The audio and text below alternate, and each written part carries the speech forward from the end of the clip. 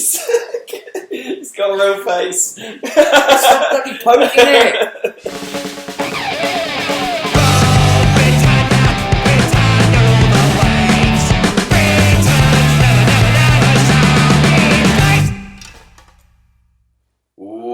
Welcome back, guys, to another episode of Pommie's Vlog with me, PommieGamer. Hope you guys are having a good day. I'm having a great day, and today I am back in London finally after being away for an entire year.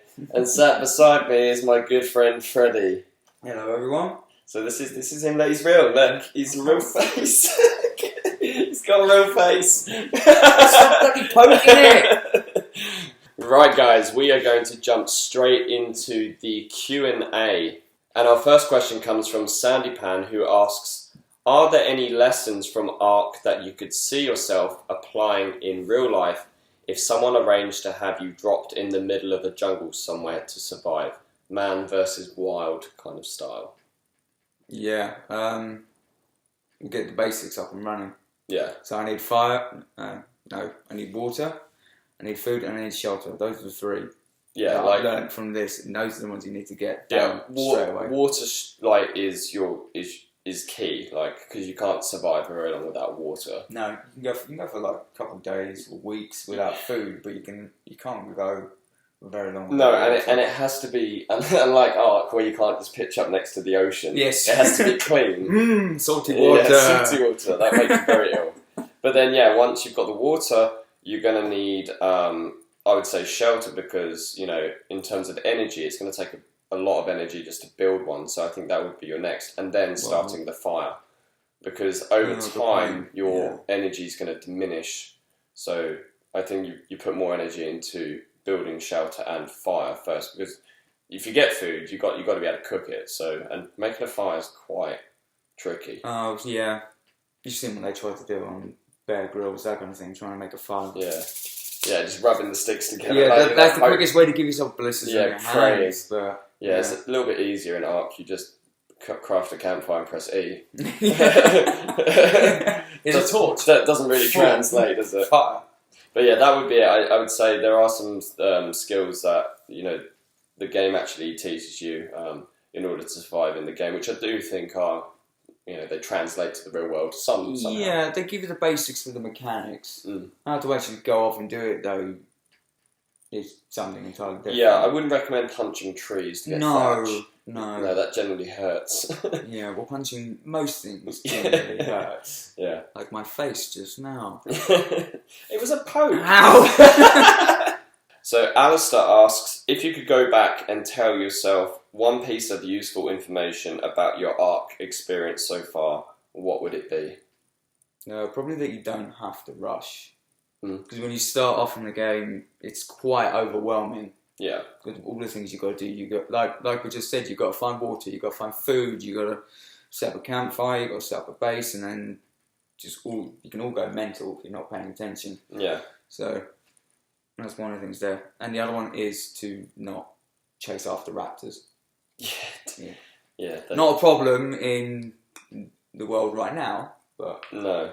I would say, I think for me it would be along the lines of getting into the farming earlier, because I'd want to do kibble tames a lot sooner, especially if you want to get those perfect tames, and you want to sort of not lose as many taming levels, the bonus levels you get.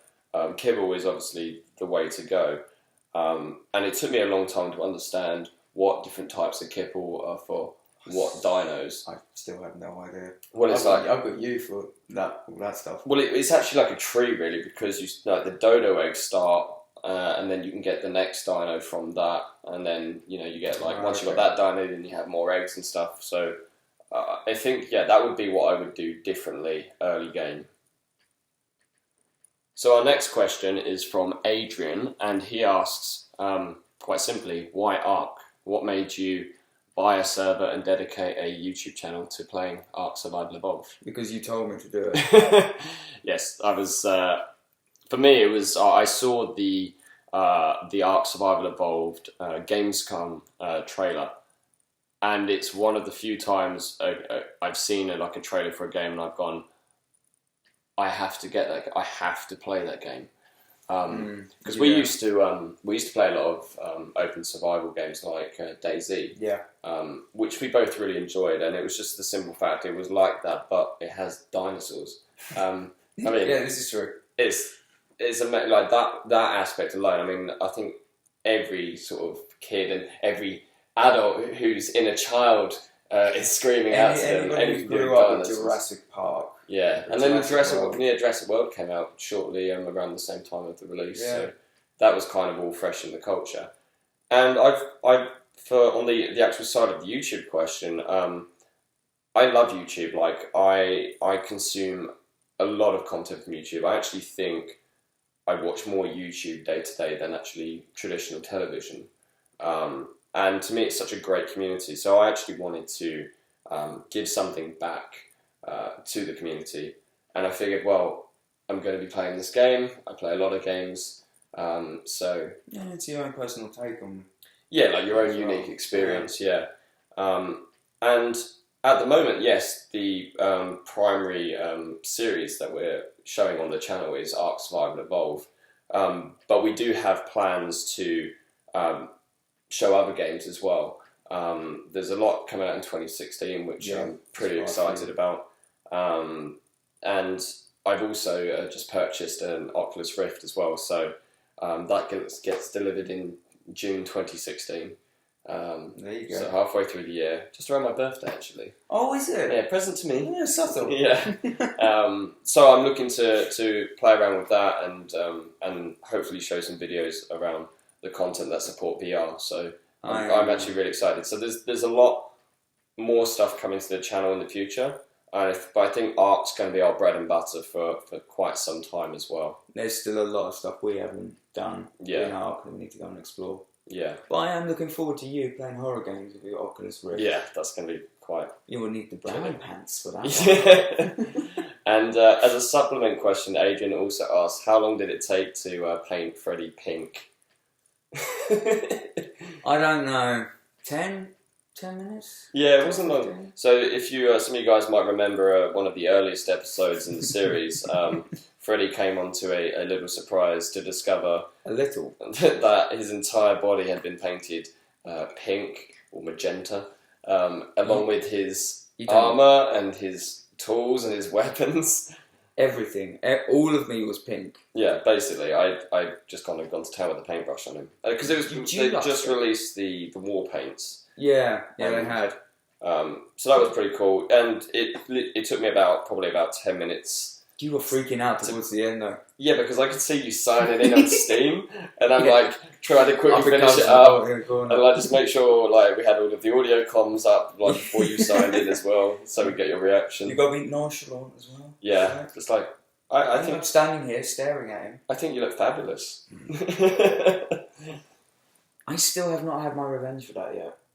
Oh, maybe it will come. It will come swift. When I least expect it. Okay guys, that's all of the questions we had on the last vlog video, but I thought Freddie and I would ask each other some questions actually, so we've prepared some ahead of time, so I think we just... Well, are you going to read them to me? Yes. Let's talk. So, what has been your favourite episode to date and why? Probably when we went off and tried to tame Gigabyte, which is quite entertaining because suspending you over the jaws of this giant. Yes, giant. That was beast. That was an extreme trust exercise. I will admit, my hand on the mouse is like, I can drop him at any time now. This would be perfect. But yeah, no, you were also good. the taming of him as well was actually quite difficult. She's the lady. She's an aggressive, scary lady, but she's a lady nonetheless. One of your favourites. Yeah, her torpor dropped quite quick. It took a lot of just a lot of trank darts to take her down. A lot of trank to take her down, and then there was a lot of narcos to keep her under. Well, yeah, because while you were off hunting stuff, it was literally click, click, click, click, Yeah. in order to keep her under. Because let's face it, the last thing I want is Gigabyte waking up. No, exactly. Yeah. I would say I think my favourite episode today was actually the Battleship episode. Because a true Brit right there. Yeah. Well, it was one of those episodes where I had formed the idea of the episode in my head before we'd done it, and there was just a lot of things. There was a lot of things going on in that episode. There was a building aspect. There was the plant species X, which we hadn't played with before, and then there was the actual taking on the alpha T-Rexes. And I love kind of the episodes that have like a cinematic kind of element to it. The music in that particular episode is one of my favourite scores. That's true. The music for that one was pretty good. Yeah, I'll put a link in the description to the composer of that music, because he releases some just absolutely beautiful pieces of music, like under Creative Commons licenses. Yeah. I have one good intro to an episode that I keep watching over and over again. How long did that actually take? That took ages. Like it's cut. Like the actual intro is about 2 minutes long. I would say we were there for a good 50, maybe an hour and a half. I get camera shy. What can I say? And tongue tied. Yeah, I didn't realise how difficult it is for you to say your tagline right at the beginning. Yeah, welcome back, guys.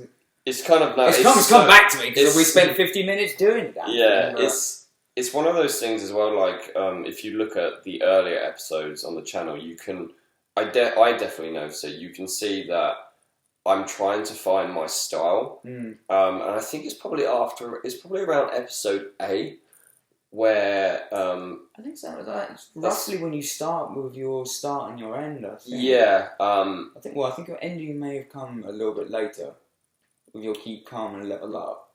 I'm pretty sure that's been there from day one. But the intro and the patter in the intro hasn't. Like it was just like welcome back, guys, and just like straight in. Oh, okay. I don't know. I'd have to go back and watch. I don't actually know myself. All right. Next one for you. Which of our teams is your favourite dinosaur? It's hard. We have so many. Well, it's hard for different reasons, because they all have like almost personalities, which I know is impossible, but I mean it's just like you're putting a personality. Well, it's anthropomorphizing them. That's the word. Yeah. Yeah, try and say that when you're drunk. The big adult word, yeah. Yeah, but it is though. I would say probably Ghost is probably my favourite. Ghost is your favourite because I like direwolves and they're just so powerful. Like yes, I know how powerful they are in the battle arena. Yeah. It was a massacre. Yeah, and created a giant army and just gone with one level. Level 20. 20. Yeah. And I would say my other favourite dinosaur is probably Chocobo. Yeah. Just because I use her so much. Like, just constantly. It's like the quickest way to get around the island is on an Argentavis. Yeah. What about you? Who are your favourite teams? Tornado. Yeah. By far Tornado. Mainly for the same reasons as you. Because, he's a multi-role thing, and I do use him quite a lot for carrying and everything like that. Yeah. But my other one has got to be Mr. T. Mr. T? Mr. T. Just for the pure giggles that guy can have. Let's take him down to the beach. He's like, are you hungry? Yes. No. But it just doesn't... He doesn't know how to deal with rocks. I mean... Well, like you said, the animal... Yeah, he derps around rocks, and he likes jumping off of cliffs. That's a character. Yeah, I love it. Character feature. I love it. Sometimes it looks like it's a character feature for all the T-Rexes, but... Yeah, no, he's quite funny. But isn't that how we tamed him in the first place? Because he jumped off a cliff. Yeah, he ate me first. And then let's not split hairs. Yeah, and then he was down on the beach, and we lured him to like the edge near the waterfall. I mean, this is back in the day where the snow biome didn't even exist. Yeah, it was still tropical. Yeah, it was still tropical in that part, so they hadn't even dropped the biomes updates. That would be even harder. Like now, like if we were in that stage there with no fur armor trying to tame, you wouldn't even go anywhere near the snow biomes. No, in that fur. Next question: what was the hardest thing to beat in the game? Was it Artifact of the... Which one was it where we basically just get murked every single time when we're going into that cave? We lost all our stuff, we had to run out, we had to respawn and then run back in again. Artifact of the Hunter. Yeah, that's the one. Yeah. That is possibly the hardest thing we've had to deal with. And I think it was just, we just completely misjudged it. We did. We kind of tried to Rambo it and it didn't work out. Like, there was nothing there until we got to that big opening and then it's like, where is it? You jinxed it, by the way, because you said it's quiet in here. And then all of a sudden, we knocked through the rocks, and we decided we could Rambo this. Guns out, meleeing it, and then we just overwhelmed. Yeah, we underestimated the torpor increase that the Titan boas deliver. Yes, because it was like a couple of strikes, and then we were asleep. Yeah, and then they hit us. Yeah, repeatedly. Left my face and your face. Yeah. The only thing kind of near it would be another cave as well. It would be the lava cave. Purely, we had the dogs, but there's like Remember, we tried to do it initially and we failed, and that's because of the heat. It was just we didn't even get anywhere. We didn't get anywhere near. Really. And then the second time we did it, we had the direwolves. So, and we're trying to balance on those little beams as we're going across. Oh yeah, and then all of a sudden. You're going across. We're in total silence because we need to concentrate for this. Yeah, and then all of a sudden you just glitch into the floor and start. Yeah, it's that moment you hold your breath. Yeah. Next question: what don't you like in Ark Survival Evolved? I know what you're going to say straight off the bat. Fog. Hate the fog. You really hate the fog. Why? You live in England. We have fog. But it's when you're trying to record videos for YouTube and you're trying to make sure the lighting's correct and you're making the best content, and then a big blanket of fog rolls in and you can't see anything, and it's just, I find it irritating. I get why it's in the game. For a PvP element, it's perfect. It's great, and I completely see like why you would have it as a game mechanic. But we play PvE, and we make YouTube videos, so it's just a massive inconvenience the entire time. Like as soon as the fog rolls in, all I want is a server setting to turn it off. Well, you don't want me saying fog inbound? I just want. And then I get the no wonderful fog. Swearing about it. No fog. Fog. Not a fan of the fog. If there's any devs watching, please give us a server setting to turn off the fog. Thank you. What about you? I think there's nothing really that annoys me. Well, there's nothing that I don't like. It's sort of like an irritant, and that's when you're building. You're trying to place something. It has to be perfect. Perfectly aligned and snapped and everything, but then all of a sudden it flicks around on you. Oh, so when you're like you see so you can see the wall that way, you can see it there, and then you go to and then it rotates on you like that, like for no reason. Because sometimes you do it first time and you think, right, that's just a glitch. It's fine. Do it again. No, it's still a glitch. What do I have to do? Oh, I have to tear down half of this building that I've been working on just to get this one thing to snap. Yeah, and it's like, okay, you can press E to rotate, but like it snaps to the inside or the outside, and then they're off, they're misaligned. Yeah. So sometimes you can just see like going down in between walls, a tiny little gap because you started building going that way and then you've gone that way. Have you caught my OCD? Probably have. I've been around you too long. Yeah. Well, I guess this is a related question then. If you could change or improve any part of the game, what would it be and why? Yeah, it would be that. Yeah. Build a building. Well, if you wanted to improve it, what I really would have liked is quarter diagonal walls. So yeah, because I mean half of any of the buildables. Half of any of them, yeah, that would be really nice because half-size walls, half-size pipes, 45-degree angle pipes, 90-degree angle pipes. You got a plumbing problem. Well, I don't like the fact that if I need to make something go right, I then have to have this cross section with no ends to it. I want to be able to, cleanly do it. Yeah, it's the same for the electrical wires then as well, isn't it? Yeah, true. Yeah, exactly the same. I would the way I think the building system in Ark is pretty good. I would actually change it though slightly. Do you remember when we used to play Daisy Epoch? We used to use a mod called Snap Pro, and the irony is in that game actually we were crying out for snapping because everything was free placement based on your line of sight and your eye. And then what Snap Pro did was introduce snap points where any object can snap to any other object, and that was really cool. But the thing that I actually really liked about Snap Pro was the fact that you could detach the object that you were in the middle of placing from your character and then walk around it just to check the other side and make sure things were lined up. So I would like to see something like that in the Ark building system, and I would like the ability to disable the snapping in the cases where I do want to just free place this and do it by eye. Yeah, that would be quite helpful, really.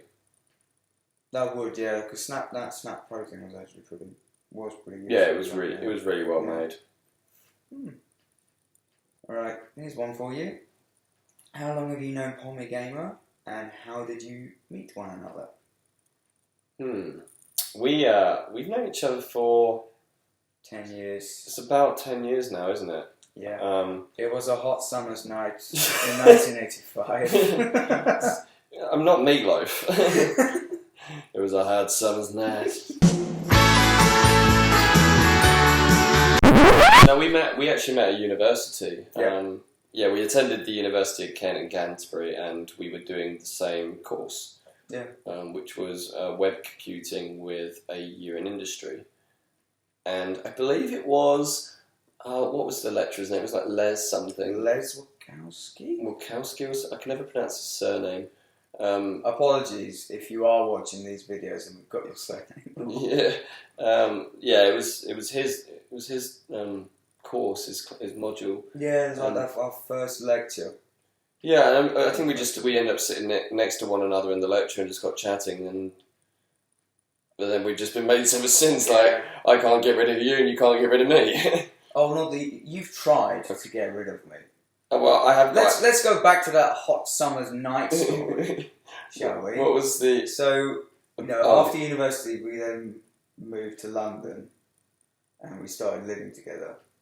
And this is like, you remember this story now, don't you? Yeah, I remember. Yeah. So summer's night, I'm fast asleep in bed. I haven't got the duvet on, and I'm in my pants, just asleep. All of a sudden, I wake up. One of those really. Something's not quite right, just wide awake.